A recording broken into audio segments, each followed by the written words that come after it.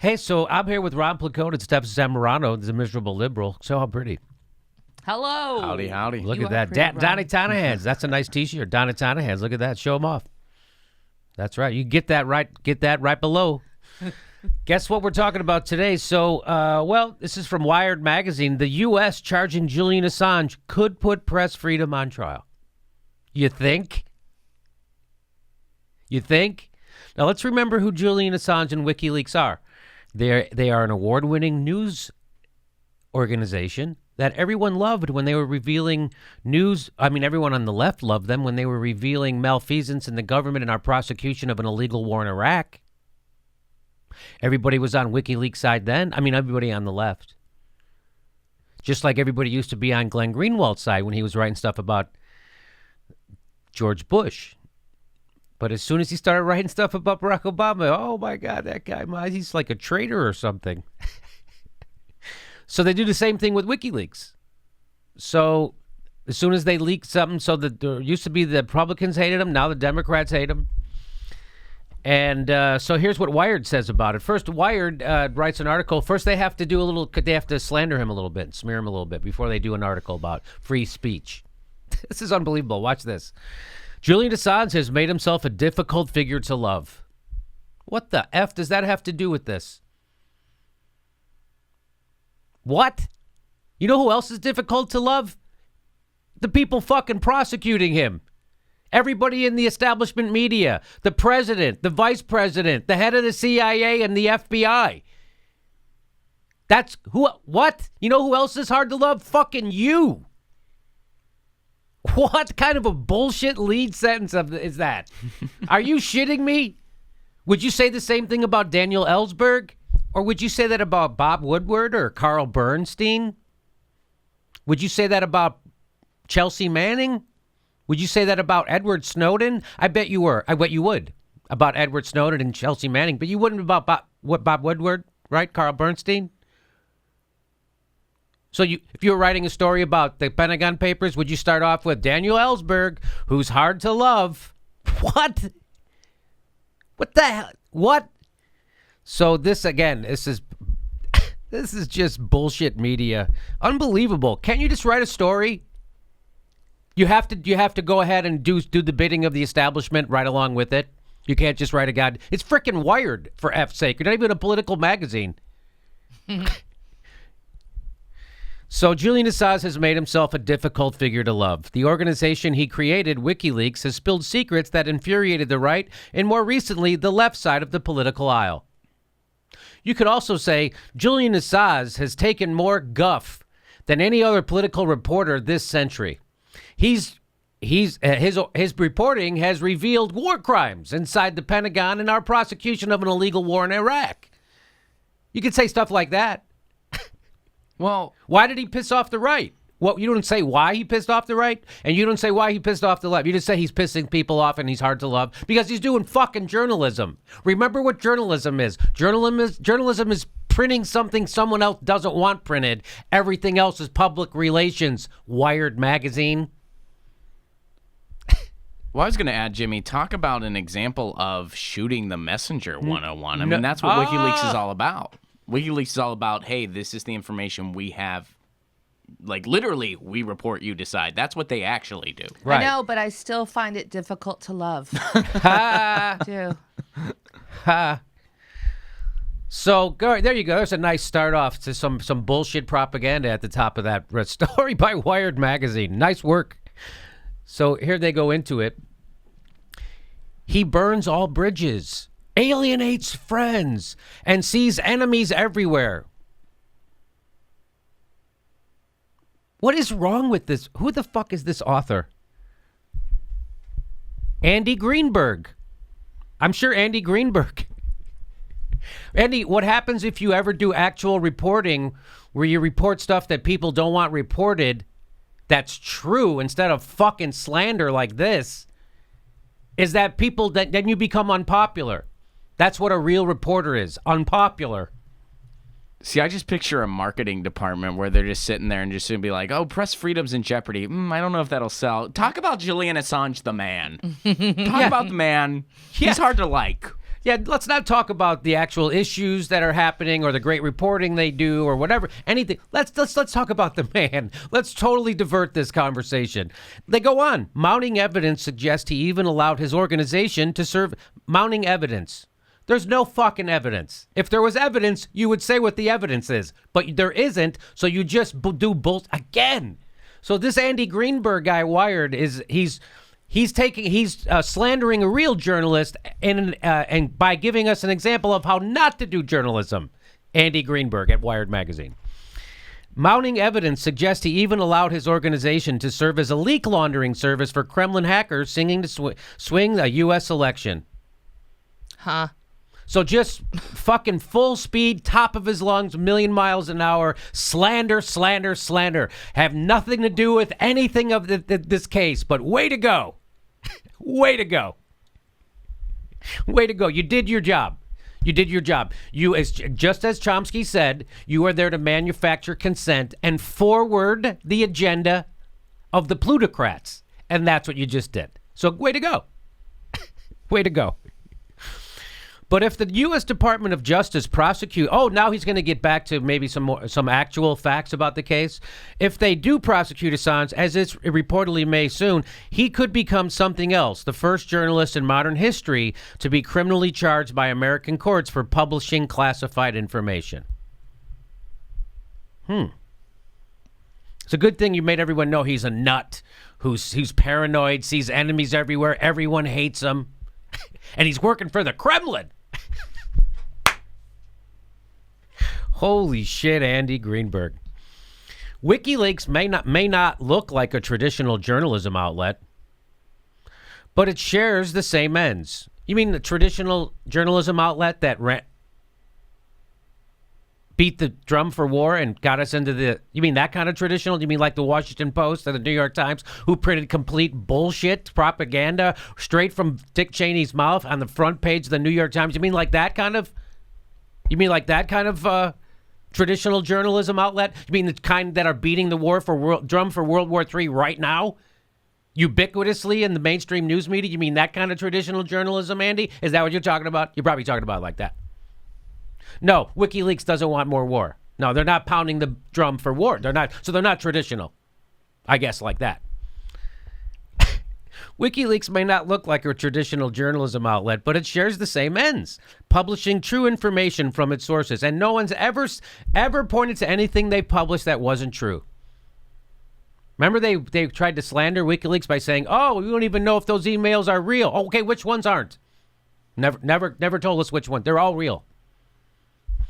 So, and that means legal action against Assange could threaten the freedom of the press as a whole. Any prosecution would be incredibly dangerous for the First Amendment and pretty much every reporter in the United States, says Trevor Timm, executive director of the Freedom of the Press Foundation. So think about that. Any prosecution would be incredibly dangerous for the First Amendment and pretty much every reporter in the United States. So why did you spend the first couple paragraphs slandering him? Why didn't you just get to this part? Why did you have to go, because it's okay if it's Julian Assange. Don't worry. It's just him. You can't hate WikiLeaks. You can hate WikiLeaks all you want, but if they're prosecuted, that precedent can be turned around and used on all the reporters you do like. All right, so Andy Greenberg getting to the meat of it finally. After you slandered the guy that you're going to first now say that you shouldn't do this, but first we're going to make him look horrible. Just what laws the Justice Department might seek to indict WikiLeaks under remains far from clear, and the department didn't respond to Wired's request for comment. Oh, it didn't? Hey, does the Justice Department, are they popular? Are they easy to love? Is the Justice Department, do they see enemies around every corner? This is the Justice Department. No description of them, though. They didn't respond to us because they're so paranoid. Is that in there? No, I guess that's not in there. But according to the Post, possible charges include conspiracy, theft of government property, and violating the Espionage Act. Assange, in particular, may be vulnerable to accusations that he aided Manning in stealing material from the U.S. military and State Department. In Manning's court-martial, prosecutors brought forth evidence that Manning had asked for Assange's help in cracking a cryptographically hashed password. So here is how journalism works. If you get information, you can print it.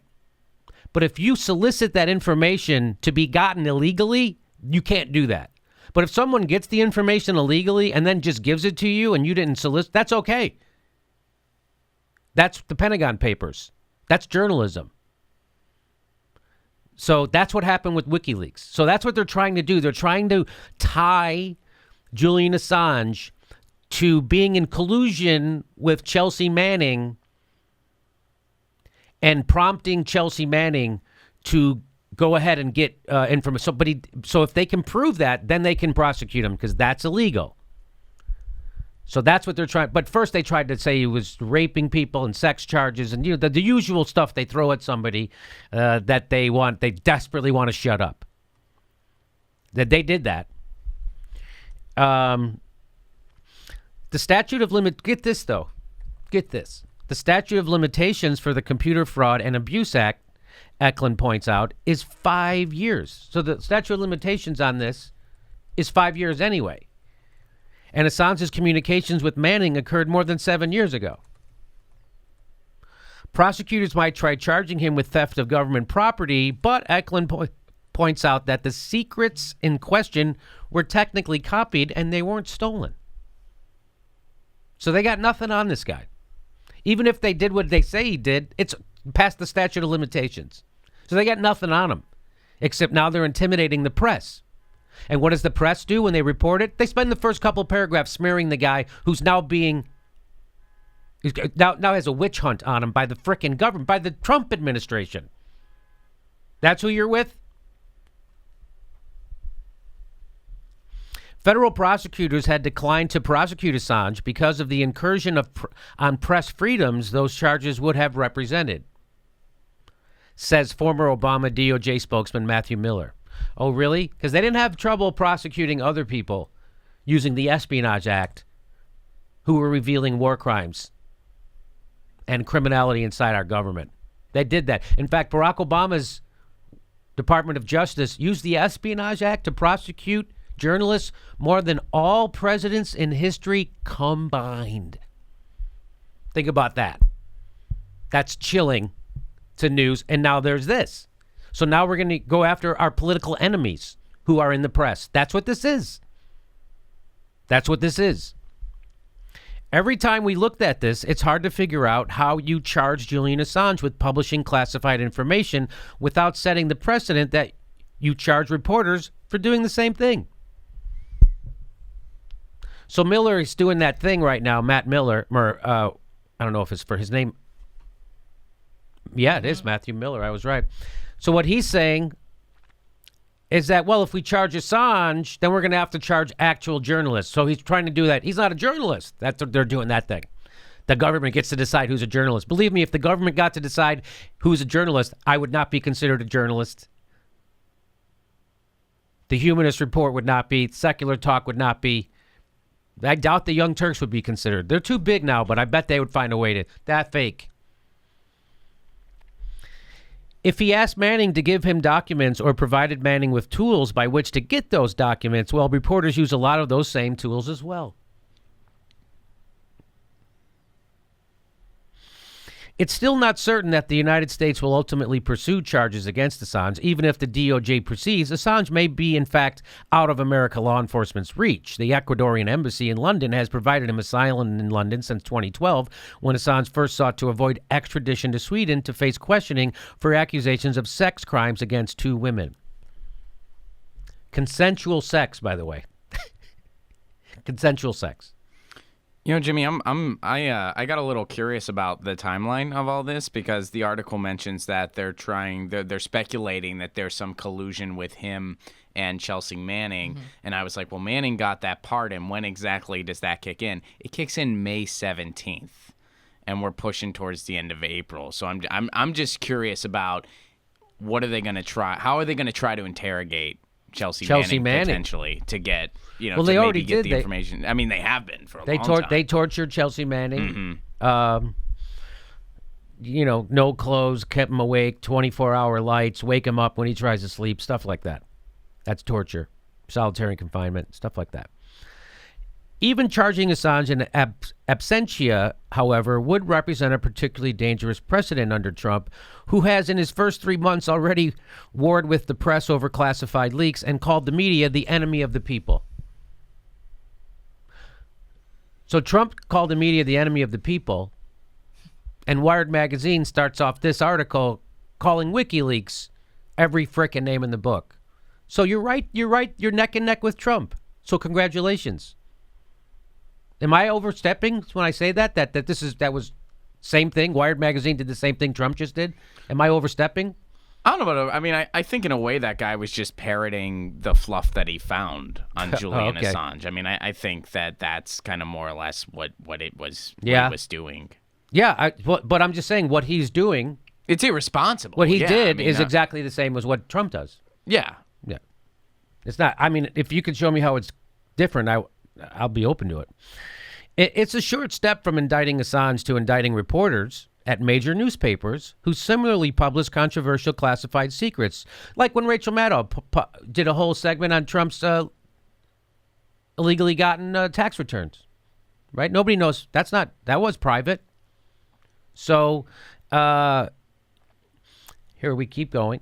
We shouldn't doubt for a second that as soon as there's a precedent on the books that allows the U.S. government to prosecute publishers for publishing information they consider classified, they won't turn that on the Times, the Post, and other vital news institutions. So we shouldn't doubt for a second that they will. They'll do that. So my point is anybody cheering on this prosecution of Julian Assange in the Democratic Party, well, then what's going to stop Trump and Jeff Sessions from prosecuting the New York Times, Washington Post, anybody, anywhere? I hope people realize that even if you dislike WikiLeaks, in the extreme, prosecuting them is a huge threat to the work reporters do every day. Okay, so at least that the Wired article came around to the right conclusion after starting out with a bunch of bullshit. But so that's nice to see. Any comments on anything? Well, I think that what's scary is that there's been a long, like Glenn Greenwald was talking on Democracy Now! Today, and he pointed out that, this is something that the Obama administration did entertain too. They were looking into this. And decided not to move forward. I mean, Obama did some other things in regards to whistleblowing that was not horrible. Okay, yeah, horrible. But they didn't move forward in regards to something like this. So I feel like this might be longer in the making than we realize, which even adds to how disturbing it is. So there you go. So, hey, just a little tip to Wired Magazine. Maybe next time you do an article that's supposed to be defending freedom of the press, you don't start off by shitting on an award-winning news organization who's being unfairly attacked by the government. Jesus. And you wonder why people get their news from YouTube.